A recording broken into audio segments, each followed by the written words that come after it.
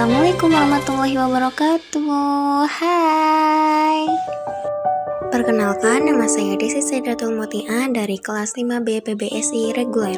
Di sini saya akan menyampaikan materi mengenai evaluasi pembelajaran bahasa dan sastra Indonesia.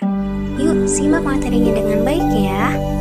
Materi yang akan dibahas yaitu yang pertama, hakikat evaluasi, penilaian dan pengukuran. Kedua, ruang lingkup penilaian. Ketiga, prinsip-prinsip penilaian. 4, bentuk penilaian. 5, teknik-teknik penilaian.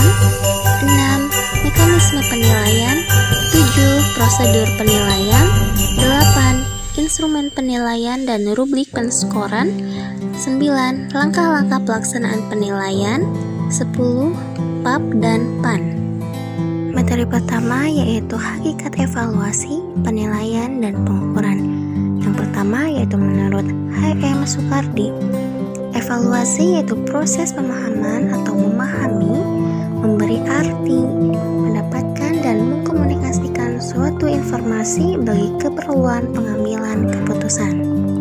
Jadi, evaluasi yaitu kegiatan pengukuran untuk mengetahui hasil belajar siswa atau mahasiswa digunakan untuk pengambilan keputusan dalam pendidikan. Kemudian, menurut Zainul Asmawi dan Nur Nasution, penilaian yaitu suatu proses untuk mengambil keputusan dengan menggunakan informasi yang diperoleh melalui pengukuran hasil belajar, baik yang menggunakan tes maupun non-tes.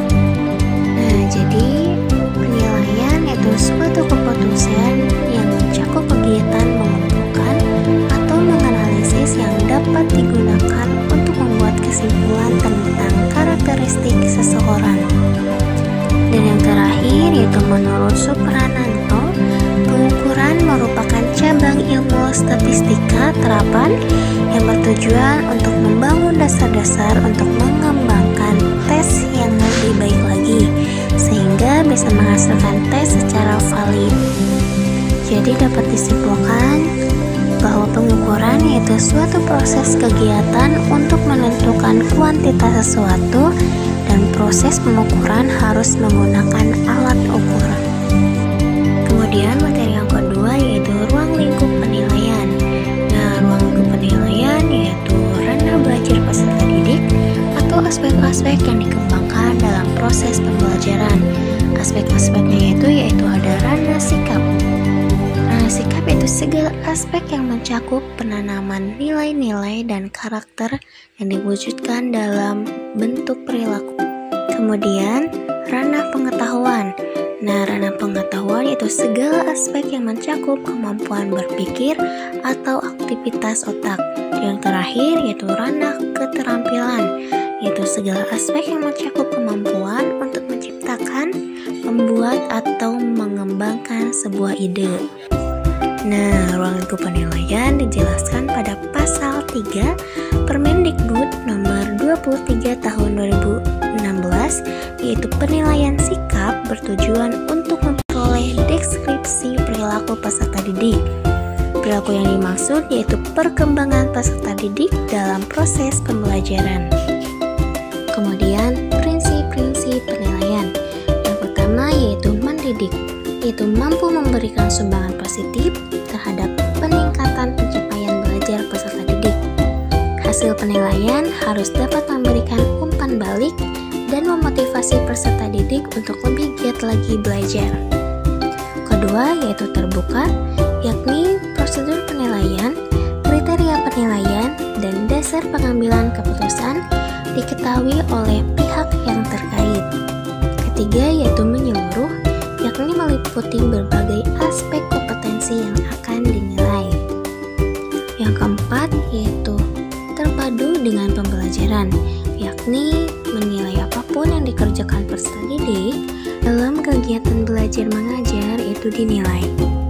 Kemudian objektif, yaitu tidak terpengaruh oleh pertimbangan subjektif penilaian. Kemudian sistematis, yaitu penilaian dilakukan secara berencana dan bertahap untuk memperoleh gambaran tentang perkembangan belajar peserta didik sebagai hasil kegiatan belajarnya. Kemudian berkesinambungan, yaitu dilakukan secara terus-menerus sepanjang berlangsungnya kegiatan pembelajaran. Kemudian adil, yaitu tidak ada peserta didik yang diuntungkan dan dirugikan berdasarkan latar belakang sosial, ekonomi, budaya, agama, bahasa, suku bangsa, warna kulit, dan gender. Dan yang terakhir yaitu menggunakan acuan kriteria, yaitu menggunakan kriteria tertentu dalam menentukan kelulusan peserta didik. Materi selanjutnya yaitu bentuk penilaian. Bentuk penilaian yang dijelaskan dalam Permendikbud nomor 23 tahun 2016 adalah penilaian oleh pendidik, penilaian oleh satuan pendidik, dan penilaian oleh pemerintah. Yang pertama yaitu penilaian oleh pendidik, yaitu dapat berupa ulangan, pengamatan, penugasan, dan bentuk lainnya yang relevan dengan kompetensi yang akan dinilai dan bertujuan untuk mengetahui ketercapaian tujuan pembelajaran pada setiap materi pelajaran dan digunakan sebagai dasar untuk menentukan kenaikan kelas bagi peserta didik. Kedua yaitu penilaian oleh satuan pendidik, yaitu seperti ujian sekolah atau ujian madrasah yang digunakan untuk menentukan kelulusan. Sekolah memanfaatkan penilaian yang dilakukan oleh pendidik untuk memperbaiki mutu pendidikan. Dan yang terakhir yaitu penilaian oleh pemerintah, yaitu berupa UN, ujian nasional yang bertujuan untuk pemetaan program dan satuan pendidikan, pertimbangan seleksi peserta didik ke jenjang berikutnya, serta pembinaan kepada satuan pendidikan. Sedangkan bentuk penilaian yang dijelaskan Permendikbud nomor 104 tahun 2014 hanya penilaian yang dilakukan oleh pendidik, yaitu bentuk penilaiannya yaitu seperti penilaian autentik dan penilaian non-autentik. Kemudian teknik penilaian. Teknik penilaian yaitu cara atau model yang digunakan untuk memperoleh data yang diperoleh dari siswa yang dilakukan oleh pendidik, atau metode atau cara penilaian yang dapat digunakan untuk mendapatkan informasi. Teknik penilaian dibagi menjadi dua, yaitu teknik tes dan teknik penilaian non-tes. Pertama, teknik tes, yaitu persoalan yang mempunyai tanggapan yang tepat atau invalid. Teknik tes dibagi menjadi dua, yang pertama tes uraian atau esai, yaitu pertanyaan yang menuntut siswa menjawab dalam bentuk menguraikan, menjelaskan, mendiskusikan, membandingkan, memberi alasan, dan bentuk yang lain yang sejenis dengan tuntutan pertanyaan. Yang kedua, tes objektif, yaitu tes yang dalam pemeriksaannya dapat dilakukan secara objektif, seperti jawaban singkat, benar salah, menjodohkan, dan pilihan ganda. Dan yang kedua yaitu teknik penilaian non-tes. Yang pertama yaitu ada penilaian unjuk kerja, yaitu penilaian yang dilakukan dengan mengamati kegiatan peserta didik dalam melaksanakan sesuatu. Yang kedua yaitu penilaian sikap, yaitu penilaian terhadap perilaku dan keyakinan siswa terhadap suatu objek.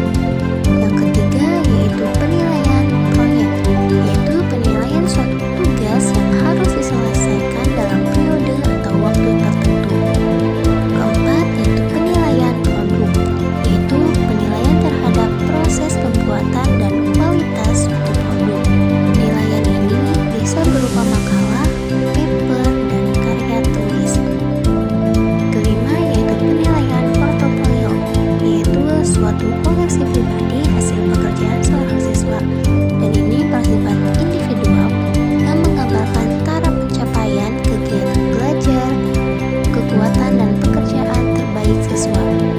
Keenam yaitu penilaian diri, yaitu peserta didik diminta untuk menilai dirinya sendiri terkait dengan status, proses, dan tingkat pencapaian kompetensi yang dipelajarinya dalam mata pelajaran tertentu. Dan yang terakhir yaitu pemberian tugas. Menurut Sudaryono, tahun 2012, metode ini guru memberikan seperangkat tugas yang harus dikerjakan peserta didik secara individu atau kelompok. Materi selanjutnya yaitu mekanisme penilaian. Nah, menurut Sojana tahun 2013, mekanisme penilaian meliputi kegiatan yang pertama, perencanaan penilaian, yaitu yang pertama ada perencanaan penilaian oleh pendidik. Misalnya, pendidik harus membuat rencana pembelajaran secara terpadu dengan silabus rencana pembelajaran. Yang kedua yaitu perencanaan penilaian oleh satuan pendidikan. Contohnya membentuk tim untuk menyusun instrumen penilaian, yaitu seperti untuk ujian tengah semester, ujian akhir semester, dan ujian sekolah.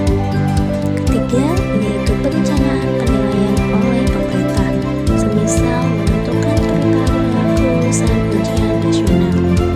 Kedua yaitu penentuan KKM. Menurut Farida tahun 2017, kriteria ketentuan minimal adalah kriteria ketentuan belajar atau disebut KBB yang ditentukan oleh satuan pendidikan. Jadi, KKM merupakan nilai standar yang harus dicapai siswa dalam pembelajaran. Ketiga yaitu pelaksanaan penilaian. Menurut Suryadi tahun 2015, pelaksanaan penilaian adalah penyajian penilaian kepada peserta didik. Pelaksanaan penilaian dilaksanakan dalam suasana kondusif, tenang, dan nyaman dengan menerapkan prinsip valid, objektif, adil, terpadu, terbuka, menyeluruh, menggunakan acuan kriteria, dan akuntabel. Keempat, analisis hasil penilaian, yaitu kegiatan analisis penilaian hasil belajar jelas memerlukan pengetahuan tentang aturan dan ketentuan-ketentuan penilaian hasil belajar dan cara melakukan analisis penilaian hasil belajar. Kelima, tindak lanjut hasil penilaian. Yang pertama ada tindak lanjut oleh pendidik, yaitu seperti menginput semua hasil penilaian yang telah dilaksanakan. Kedua, tindak lanjut oleh satuan pendidikan, yaitu menyiapkan laporan hasil belajar, itu bisa disebut rapor. Ketiga, yaitu tindak lanjut oleh pemerintah, yaitu seperti menyusun peringkat hasil ujian nasional secara nasional, provinsi, dan kabupaten atau kota. Dan yang terakhir yaitu pelaporan hasil penilaian. Jadi, semua hasil penilaian harus dilaporkan kepada berbagai pihak yang berkepentingan, misalnya orang tua atau wali, kepala sekolah, pengawas, pemerintah, dan peserta didik itu sendiri. Terus selanjutnya yaitu prosedur penilaian. Menurut Permendikbud nomor 21 tahun 2021, prosedur penilaian hasil belajar peserta didik meliputi pertama, perumusan tujuan pembelajaran, memperhatikan keselarasan dengan tujuan pembelajaran yang merujuk pada kurikulum yang digunakan satuan pendidikan. Dan yang kedua yaitu pemilihan dan pengembangan instrumen penilaian, yaitu seperti mempertimbangkan karakteristik kebutuhan peserta didik. Ketiga yaitu pelaksanaan penilaian bisa dilakukan sebelum atau sesudah pembelajaran. Keempat yaitu pengolahan hasil penilaian dilakukan dengan menganalisis secara kuantitatif atau kualitatif terhadap data hasil pelaksanaan penilaian yang berupa angka atau deskripsi. Dan yang terakhir yaitu pelaporan hasil penilaian, yaitu disusun berdasarkan pengolahan hasil penilaian. Materi selanjutnya yaitu instrumen penilaian dan rubrik penilaian. Pertama, instrumen penilaian yaitu alat penilaian atau alat evaluasi untuk mengumpulkan data atau informasi. Berdasarkan lampiran Permendikbud nomor 66 tahun 2013, instrumen penilaian harus memenuhi syarat yang pertama, substansi yang mempresentasikan kompetensi yang dinilai. Kedua, konstruksi yang memenuhi persyaratan teknik sesuai dengan bentuk instrumen yang digunakan. Dan yang ketiga yaitu penggunaan bahasa yang baik dan benar serta komunikatif sesuai dengan tingkat perkembangan peserta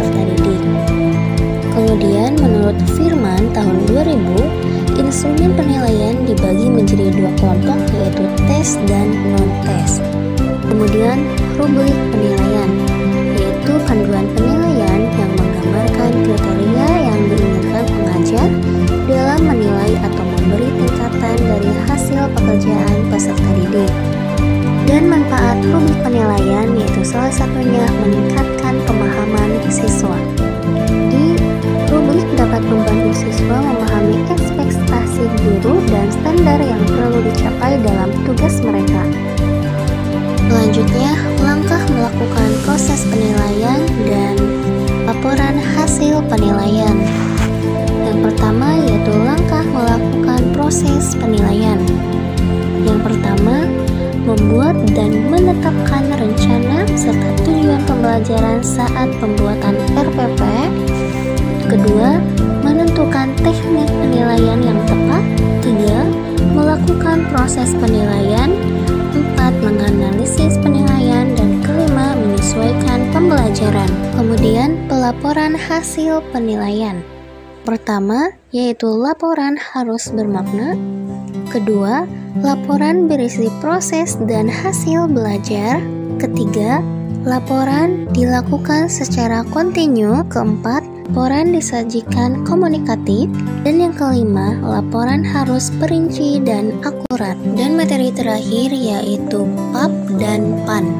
Yang pertama yaitu PAP, kepanjangan dari penilaian acuan patokan, yaitu penilaian yang mengacu kepada kriteria pencapaian tujuan pembelajaran yang telah dirumuskan sebelumnya menurut Slameto tahun 1988.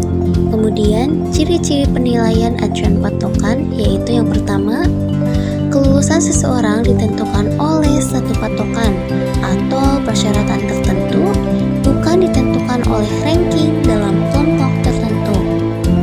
Kedua, satu bentuk penilaian berbasis kompetensi. Dan yang ketiga yaitu siswa atau mahasiswa dinilai dengan kriteria yang telah ditentukan.